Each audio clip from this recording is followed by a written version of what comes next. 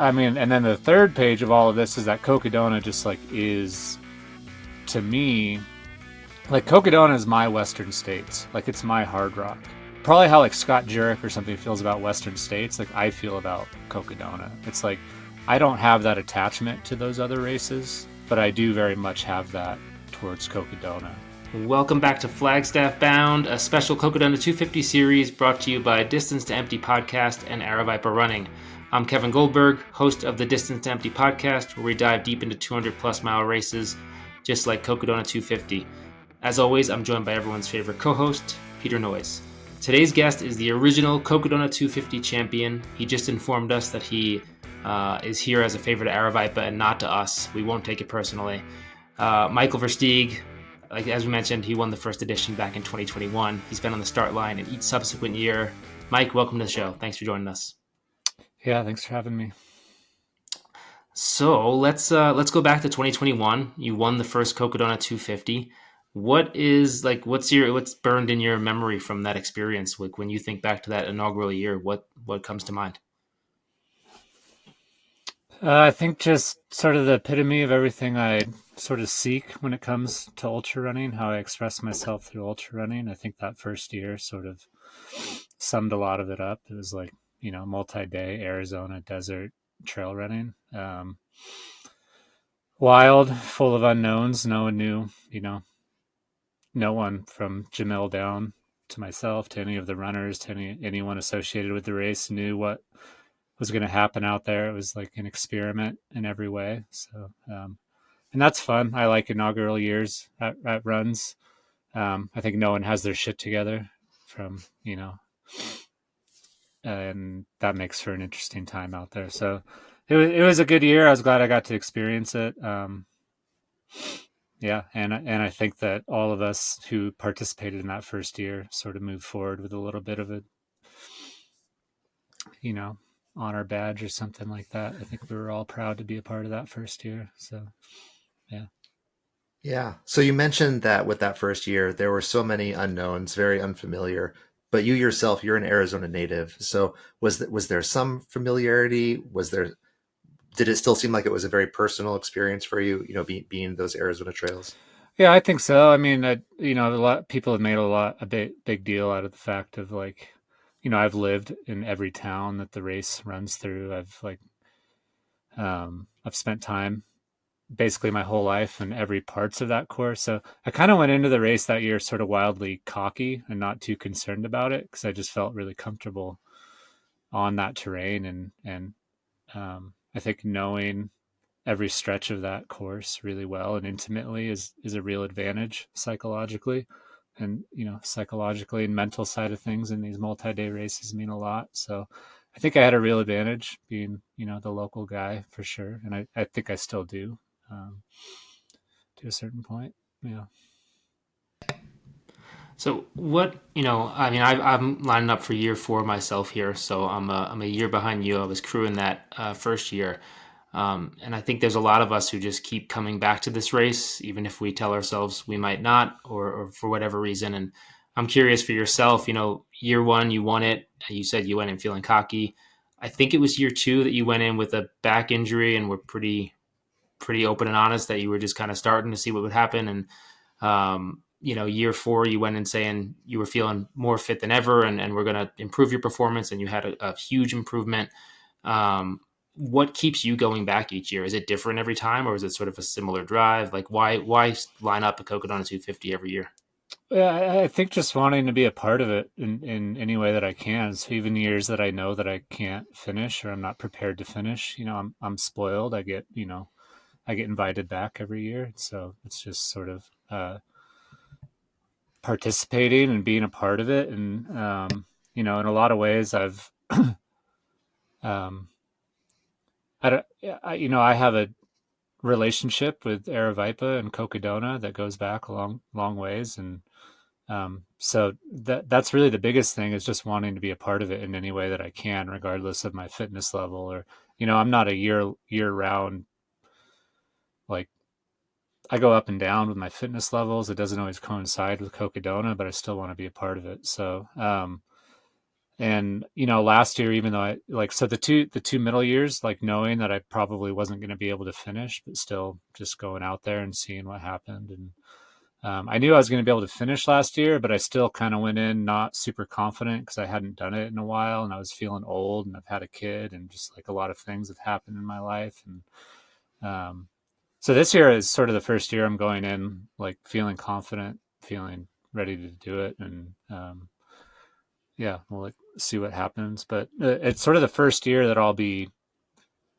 I feel like, trying to put all the pieces together over, like, from my experience over the last few years. The first year was a completely different experience than any other year. And then having finished last year and then sort of moving into this year. So yeah, and I think from a competitive standpoint too, you know, I was just talking about this at the film premiere with like Jeff Browning. We were talking about how, like even a 100 miler, sometimes you look back on your experience in a 100 miler and you're like, oh, like I could have done this or that, like one or two things, and probably could have done a lot better, you know?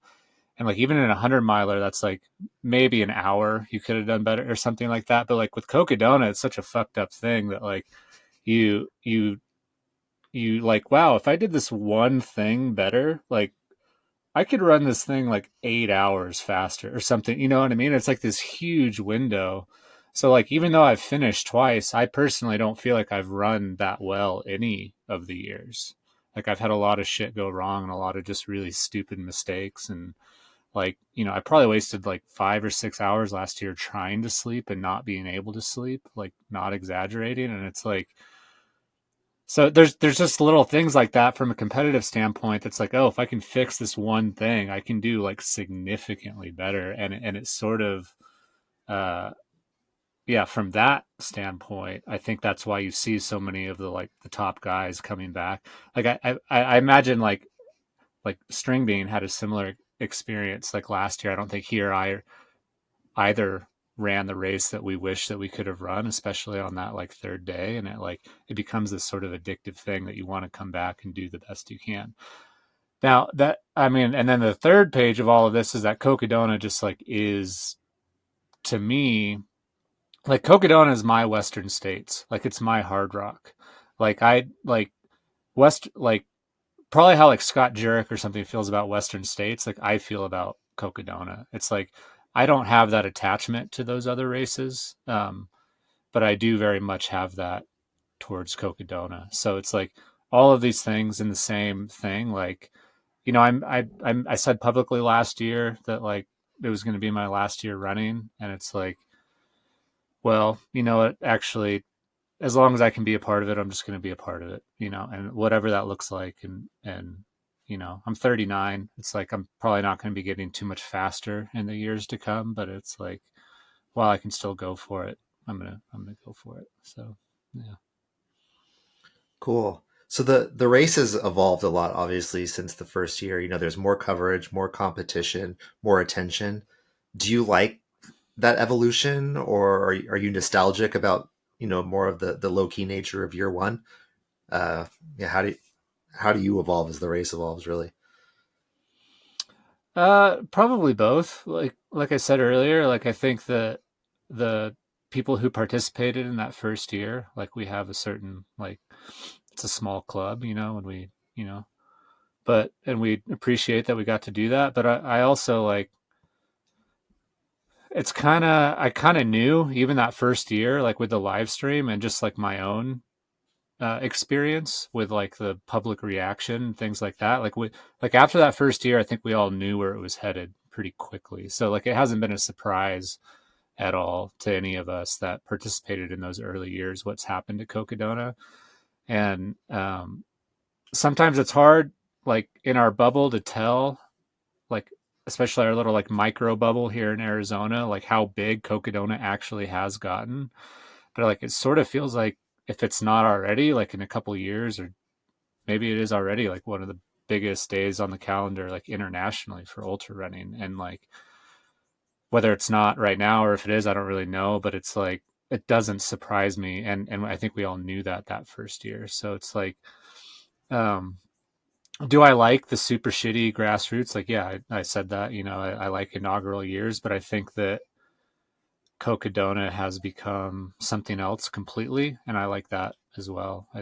It's fun to participate in the circus, depending on your mood at the aid stations and things like that. And we don't have a lot of those like bigger events here on the U.S. side versus like Europe side. So it's kind of cool to have that with like all the participation and spectators and crews and all that and all the towns that we run through. So and I've always known that was the intent of this race from day one. So I don't get like upset that there's like a bunch of people or whatever. It's like that's what this race is. So there's plenty of other like shitty races out there. My race is pretty shitty. It's like you can still go get lost and eat candy the whole way. Hey, you can get lost and eat candy at Cocodona too. You just have the live stream in your face while you're doing it. No, Totally, I think that's awesome. I think there's room for both, and I think, as you mentioned, anyone who got to experience that year one, I mean, you can kind of get the best of both worlds, where you got a little more low key Wild West special in that sense, and now it's becoming what it was sort of born to be. But I mean, like same thing at like Black Canyon. Like I ran the first year at Black Canyon. There was like 30 of us out there running Black Canyon, and it was like versus what that race has become, like the most insane thing ever. So it's like, it's how it is. It's like it's kind of like getting pissed off when like your small town becomes a bigger town. It's like it's what towns do. What I mean? It's like they grow, and it's like, it's fine. And Jamil has that sort of vision and that desire to turn not all of his races, but some of his races into these big international events, and that's fine. Yeah. So as these races grow and we get more and more first-time 200 runners, people stepping up. A lot of people are running Cocodona 250 this year as their first foray into the multi-day distance. What do you think most people don't understand about it, what it really takes to get through 250 miles to that finish line in Flagstaff? Or what do you think people are underestimating the most, like when they sign up? Yeah, I don't know. What's coming to mind right now is I've said like wildly idealistic things before that like if you're like multi-day running is like your first like toe in the water of what endurance actually is. Like I think like things that you can do in a single effort or like less than 24 hours. Sustainability doesn't really matter. Like even running 100-milers, like you just run kind of as hard as you can for whatever that looks like, and then you're done. You can't walk for a week or whatever, and it's like that's not really sustainable. But to me, sustainability is part of endurance, and that you have to consider sustainability when it comes to multi-day running. And that's like, so I think you see it with, really good 100-milers that come in, and you never really know if they're going to have that skill set or not, because it's a wildly different beast. And people that aren't necessarily that good at 100-milers can do really well in the multi-day format. So I think it's just people making the mistake that like anything from their ultra running experience is going to really pay off for them, because it's just a completely different beast. Which I kind of like, you know what I mean? I think the ultra running thing and the 100-mile distance in our like society these days has become like the new marathon. It's like sort of the new bucket list distance. It's like everyone needs to like run 100-milers, and at a certain point, like like Cocodona sort of like weeds that out a little bit. You know what I mean? It sort of makes people confront why they're actually out there and like why they're doing these things, and some of those like superficial reasons sort of drop away pretty quick on like day two. And it's like so yeah, I think things that humble you are good. What like in Cocodona is like wildly humbling. Like things are going to go wrong, and it's like, I don't know, it's just not 100-miler. It's like, Yeah, we've talked about that on our podcast before. Like, you really have to have a strong why for these 200 plus races, maybe less so on the shorter ones. So if someone asked you to describe Cocodona in one sentence, what would you say?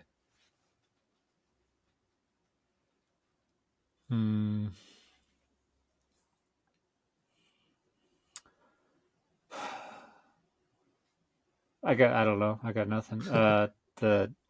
even a word? Yeah, I mean, authentic in a world that lacks it, maybe sometimes.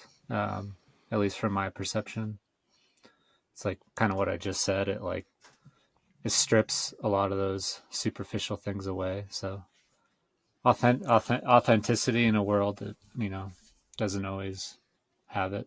So um, yeah, I think even like thinking back to that first documentary that was made about like your run, I think I called it like this is that like this idealistic sort of wild thing out in the desert that um, I think a lot of us look for, and again, and not just the competitive people, why you see returning over and over again, but down the list, you see so many return runners year after year after year because it's like it has that whatever it is, I don't know what it is, intangibles, Yeah. Yeah. All right, Mike, That was we've been more than a asking. sentence. Yeah, those are the best kind of answers. We've been asking this next short set of questions to every guest. It's been fun to see the different answers, especially if you've had a lot of experience on the course as you have. What section are you most looking forward to? What's your favorite section on the whole course? uh Prescott, I think. I mean, I live in Prescott. I like running through Whiskey Row. I like seeing all my friends. I like seeing all my people. But I also just really like even I really like that first night. Um, like getting through the Bradshaws. And I typically, even in like 100 milers, like I don't do super well during the day. It's usually like the sun sets and I can cool down, and like the night happens, and I'll flip a switch and feel a lot better. So, and that's sort of the last time in Cocodona that you feel good in my experience is like that first night running through Prescott for me and seeing everybody and still feeling physically okay, and just like being on all my hometown trails is probably my favorite. Yeah. And then, is there a section of Cocodona that you think that people underestimate the most? Uh, yeah. Well, yeah. Oddly, I think the last 8 miles, like coming down off Eldon, like people always make a big deal about going up Eldon, and Eldon climbing is never an issue for me, but running down that dirt road, like, and you just, if it feels like there's this thing that happens psychologically, you like get to the top of Eldon and you like think you're done, and then you have to pound these 8 miles on like tired legs, and it just like hurts really bad. I think that's an underestimated part for sure. Yeah. Are you excited for the reversal then, where you're going down the steep side?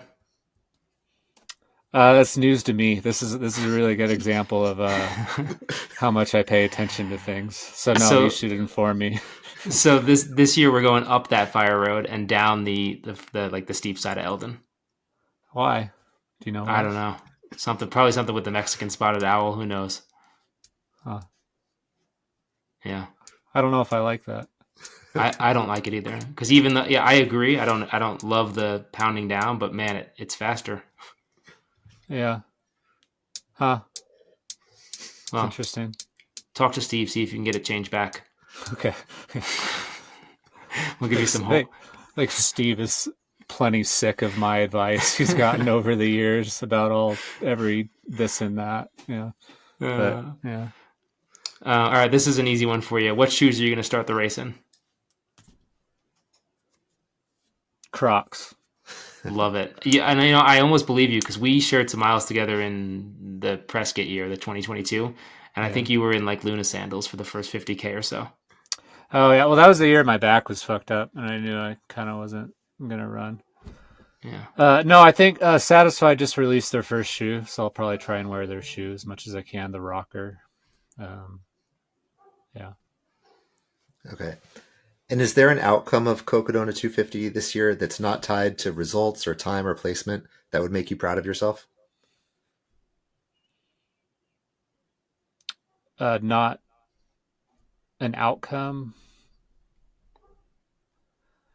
Yeah, I mean, I think that's what's great about Cocodona is that like no matter what happens out there, that's sort of like what happens, and so it's like, um, I think there's a lot of ways that you can I think Jamil's going to run this year. So, or he at least he's talked about running this year, and I don't know if it's going to work out or not. But I think I always have a lot of friends running this race, so it's like even if things don't work out competitively, I can kind of regroup and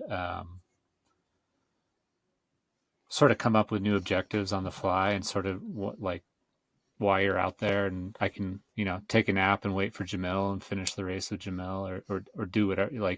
There's a lot of different types of experiences you can have over 250 miles. So I think just going out there and yeah, I don't know. My intent is to go really fast this year. So I'm either going to know by first year if it's going to work or not, or not. So I'll kind of know probably by that first day what ends up happening. So. All right. Yeah, last sort of question. Sorry, go ahead. No, you're good. Yeah. Last question we got for you here. We asked ChatGPT how many steps it would take for a person to get from Black Canyon City to Heritage Square along the Cocodona 250 course. We've had guesses spanning 6 million apart. Curious to see what you think. I'm gonna go. So let me do some math in my head real quick. 205. I'm gonna go 650,000. It's pretty close. Your Satisfy teammate said 666 million. Oh wow, yeah, that checks out. Yeah. So I almost was like, is he going to say 666,000? But it's 350,000 to 500,000. So you're pretty close. Oh yeah. But who knows if I that's bet I'm right. closer. I bet I'm more. I'm probably more correct than yes. Count the internet. Yeah, I would agree. Awesome. Cocodona 250 kicks off Monday, May 5th at 5 a.m. Pacific. You can catch all that action on the live stream over at Mountain Outpost YouTube channel. Aravaipa Running will bring us nonstop coverage around the clock. Cocodona 250 social channels for behind-the-scene content and more stuff over there. If you're enjoying this series, check us out. Distance to Empty podcast, 200-plus mile content every week. Mike, thank you so much for joining us. Can't wait to see you out there in Arizona. Yeah, thanks for having me.